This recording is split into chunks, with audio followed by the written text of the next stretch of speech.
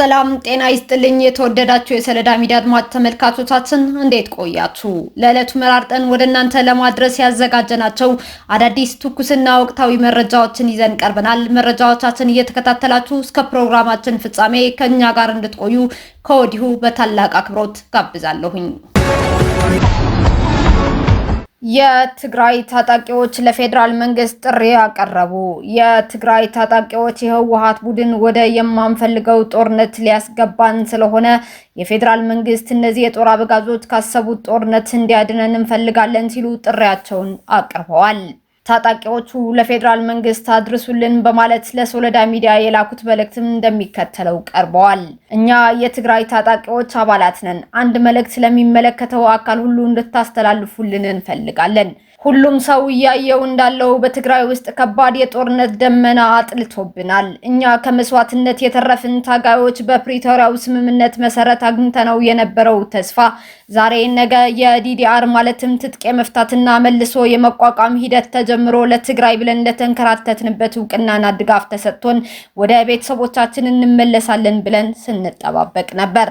አሁን ግን በተቃራኒው መክተታችን አሊያም ትግላችን አላበቃም፣ ሉዓላዊ ግዛታችን አልተከበረም፣ ተፈናቃዮች አልተመለሱም። ስለዚህ ለሚቀጥለው የከፋ ትግል መዘጋጀት አለብን እያሉ ወደማንፈልገውና ወዳልጠበቅነው ትርምስ ውስጥ እያስገቡን ይገኛሉ። ስለዚህ ባካችሁን በተለይ የፌዴራል መንግስትና ሌሎች ሰብአዊ ድርጅቶች ይህንን ሰራዊት አመራሮቻችን ከሚፈልጉት ጦርነት ሊያድኑን የሚችሉበት መንገድ እንዲያመቻቹልን እንድትገልጹልን እንፈልጋለን። እኛ ምን እንፈልጋለን? የምንጠባበቀው የዲዲአር ማለትም የትጥቅ መፍታትና መልሶ መቋቋም ሂደት የፌዴራል መንግስት ራሱ አመቻችቶልን ወደ አዲስ አበባ ይሁን ወደሚመቹ ጎረቤት ክልሎች ተጠርተን የምንቋቋምበት እድል ቢፈጠርልን በማለት ብቻ ነው። የፌዴራል መንግስት የትግራይ ታጣቂዎች አባል የሆነው ሰራዊት ምንም አይነት የውጊያ መንፈስ እንደሌለን ተረድቶ አመራሮቻችን የሚቀሰቅሱት ጦርነት ከመጀመሩ በፊት ራሳችንን የምናድንበት አስተማማኝ መንገድ ቢያመቻችልን ብለን ጥሪ እናቀርባለን። ለምሳሌ ወደ አዲስ አበባ አሊያም ወደ ሌሎች ክልሎች መሄድ ስለሚችል ሰው እውቅና ሰጥቶን የትግራይ ሰራዊት አባል ነበርን፣ ነገር ግን በሀገራችን እየታየ ያለው ሌላኛው ዙር የጥፋት ጦርነት እምቢ ብለን ወደሚመቸን ክልል መጥተናል በሚል በጉልበታችንም ይሁን በእውቀታችን ሰርተን እንድንኖር የድጋፍ ደብዳቤ አሊያም ማስረጃ ወይም ሌላ ዘዴ ተጠቅሞ ቢረዳን ብለን ጥሪ እናቀርባለን። በአጠቃላይ የትግራይ ሰራዊት ሁሉንም ነገር በውስጡ አፍኖ ነገር ግን በጣም አስከፊ በሆነ ጭንቀት ውስጥ እንዳለ ተረድታችሁ ስለ ትግራይ ህዝብ ያገባናል የምትሉ ወገኖች ሁሉ ተገቢውን እርዳታ እንድታደርጉልን እንማጸናለን ሲሉ ጥሪያቸውን እያቀረቡ ይገኛሉ።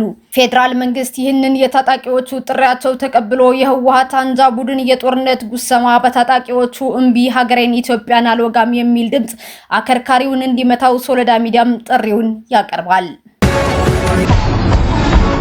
ህወሓት የኢትዮጵያ ሶማሊያ የአፍሪካ የመከራ ልጅ። ከዛሬ 40 ዓመታት በፊት ፕሮፌሰር መስፍን ወልደማርያም ሶማሊያ ዘ ፕሮብለም ቻይልድ ኦፍ አፍሪካ አዲስ አበባ ዩኒቨርሲቲ ይር ኦፍ ፐብሊኬሽን 1977 የሚል መጽሐፍ ጽፈው አንብቤያለሁ። እነሆ ዛሬም ሶማሊያ የአፍሪካ የመከራ ልጅ መሆኗን ቀጥላለች። በተመሳሳይ ሁኔታ የዛሬ 50 ዓመት ገደማ የተመሰረተው ነፃ አውጪ ነኝ የሚል ጽንፈኛው ቡድን ህወሓት ደግሞ ከተወለደ ጀምሮ የኢትዮጵያ የመከራ ልጅ ሆኖ ቀጥሏል።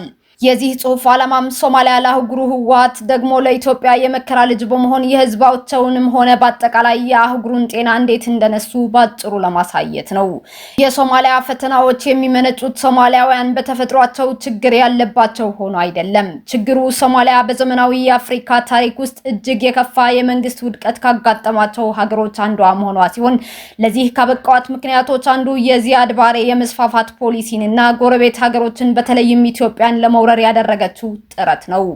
አንደኛው የማዕከላዊ መንግስት መውደቅ እንደ አውሮፓውያን አቆጣጠር በ1990 የዚያድ ባሬ መንግስት ሲወድቅ ሶማሊያ መንግስታት ከመቀየር አልፋ መላውን የመንግስት መዋቅር አጥታለች። ጥቂት የአፍሪካ ሀገሮች ብቻ ይህንን የመሰለ አጠቃላይ ተቋማዊ ክፍተት አጋጥሟቸዋል። ሁለተኛ በጎሳ ላይ የተመሰረተ ፖለቲካዊ መከፋፈል። የሶማሊያ ህብረተሰብ በጎሳ የተዋቀረ ነው። ጎሳዎቹ በተፈጥሯቸው አሉታዊ ባይሆንም መንግስት ሲፈርስ ጎሳዎች ብቸኛው የማደራጃ ኃይል ሆኑ። የሚከተሉት ችግሮችም ተፈጠሩ። የጦር አበጋዞች መበራከት፣ የተበታተኑ ታጣቂዎች መደራጀት እንዲሁም የማያቋርጥ የግዛትና የሀብት ሽኩቻ መፈጠርም መንስኤ ሆነ። ሶስተኛ ጂኦግራፊና ጂኦፖለቲክስ። ሶማሊያ በዓለም ላይ በጣም ስትራቴጂካዊ ከሆኑ የባህር ዳርቻዎች በአንዱ ላይ ትገኛለች። የውጭ አካላት ክልላዊም ሆኑ ዓለም አቀፋዊ እርስ በርስ የሚጋጩ ቡድኖችን በመደገፍ ደጋግመው ጣልቃ ገብተዋል። ይህ ደግሞ ግጭቱን አራዝሞ ብሔራዊ አንድነቷን አዳክሞታል። አራተኛ የአክራሪ እንቅስቃሴዎች መነሳት። የመንግስት አለመኖር እንደ አልሸባብ ላሉ ቡድኖች ምቹ ሁኔታ ፈጥሯል። ጽንፈኝነት የሚለመልመው አስተዳደር በሌለበትና የወጣቶች ስራ አጥነት ከፍተኛ በሆነበት ቦታ በመሆኑ እንዳሸን ፈልቷል። አምስተኛ ደካማ ተቋማትና ሙስና። ፌዴራል መንግስት ተመሰረተ ከተባለም በኋላ ተቋማቱ ደካማ ነበሩ።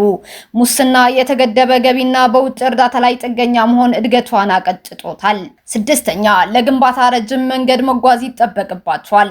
ሶማሊያ መንግስትን ከባዶ ለመገንባት እየሞከረች ትገኛለች። ይህ ደግሞ ብዙ አስርት ዓመታት የሚወስድ ይሆናል። እድገቱን እንኳ ቢሆን ቀርፋፋ ነው። መሰናክሎችም ተደጋጋሚ ናቸው።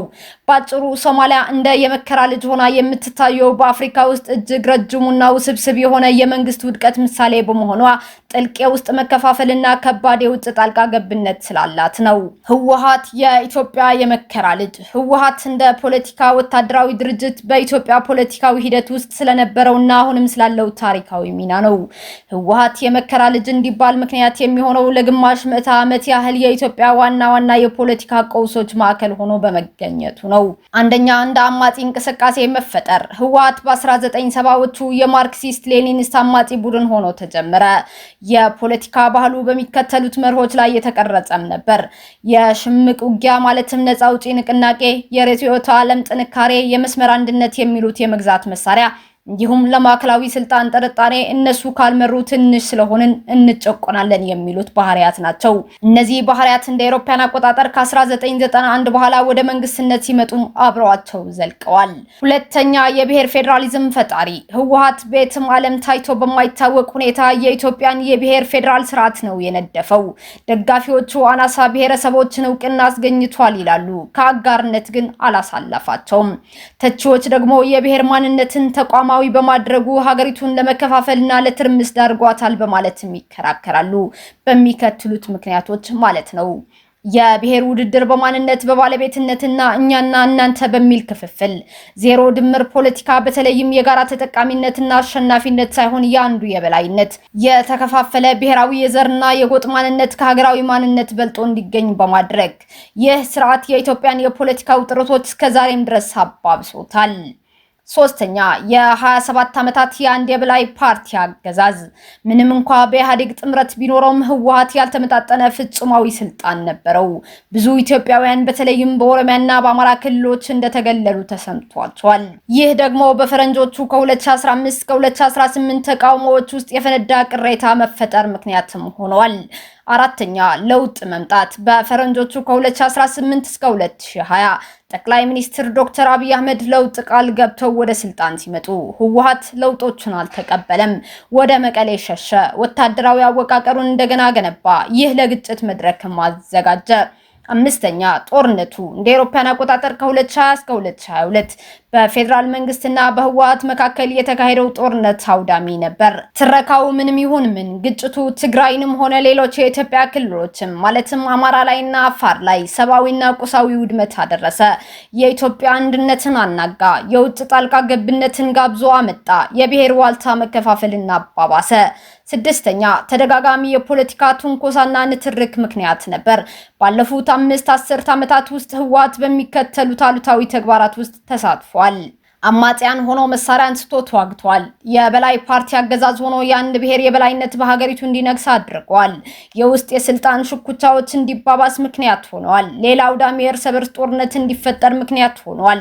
ይህ ረጅም የፖለቲካ ጥላሸትና በተደጋጋሚ የብሔራዊ ቀውሶች ማዕከል የሆነ ፖለቲካዊ አካል መሆኑ ብዙ ተንታኞች ህወሓትን የኢትዮጵያ የመከራ ልጅ ብለው የሚገልጹበት ምክንያትም ሆነዋል።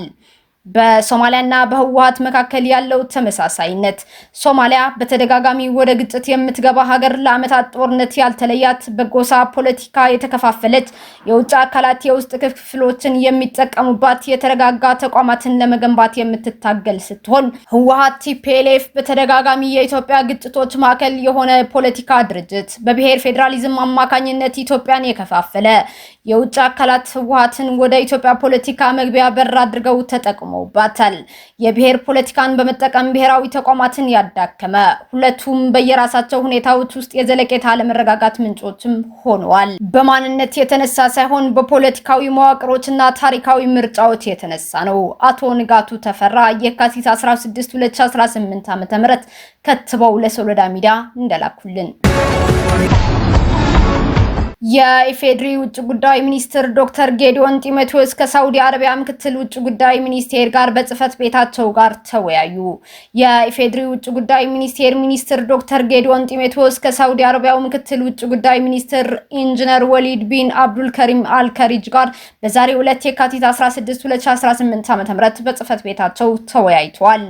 በውይይቱ ወቅት ኢትዮጵያና ሳውዲ አረቢያ በመካከላቸው ጠንካራና የረጅም ጊዜ ግንኙነት ያላቸው ሀገራት መሆናቸውን በመግለጽ ይህንን ግንኙነት ወደ ላቀ ደረጃ ማሸጋገር በሚቻልበት አግባብ ዙሪያም መክረዋል። ሁለቱ ወገኖች በጋራ ቀጠናዊ የሰላምና ደህንነት ጉዳዮች ዙሪያ ሀሳብም ተለዋውጧል። መረጃው የኢፌድሪ የውጭ ጉዳይ ሚኒስትር ነው። ወደ ፕሬዝዳንት ትራምፕ ቅንጡ መኖሪያ ቤት ማር-a-lago ሪዞርት ጥሶ ሊገባ ያለ ግለሰብ ተገደለ። የአሜሪካ ሚስጥራዊ አገልግሎት ሴክሬት ሰርቪስ ግለሰቡ መገደሉን ተናግረዋል። ክስተቱ የተፈጠረው ፕሬዝዳንት ትራምፕ ዋሽንግተን በነበሩበት ወቅት ነው ተብሏል። ፍሎሪዳ በሚገኘው የትራምፕ ሪዞርት ላይ ሊፈጸም የነበረን ጥቃት አገልግሎቱ ማክሸፍ ችሏል የሚል መረጃም ተጋርቷል። በሀያዎቹ የእድሜ ክልል ውስጥ ያለ የታጠቀ ግለሰብ እንደነበርም ተነግረዋል። ፕሬዝዳንት ትራምፕ ቅዳሜና እሁድን በማር-a-lago ፓልም ቢች ፍሎሪዳ መኖራቸው በማሳለፍም ይታወቃሉ። ሙሉ መረጃውን ሲደርሰን እናጋራችኋለን። እስካሁን አብራችሁን ከኛ ጋር ስለነበራችሁ እያመሰገንኩኝ በሌሎች መረጃዎች እስክንመለስ እንደተለመደው የሶሎዳ ሚዲያ ቤተሰብ በመሆን ላይክ፣ ሼር፣ ሰብስክራይብ ማድረጋችሁን አትርሱ። አዳዲስ ትኩስና ወቅታዊ መረጃዎቻችን በቶሎ እንዲደርሷችሁ የደወል ምልክቷን ይጫኑ። ስኬት፣ ድልና ሰላም ለኢትዮጵያውያን። ሶሎዳ ሚዲያ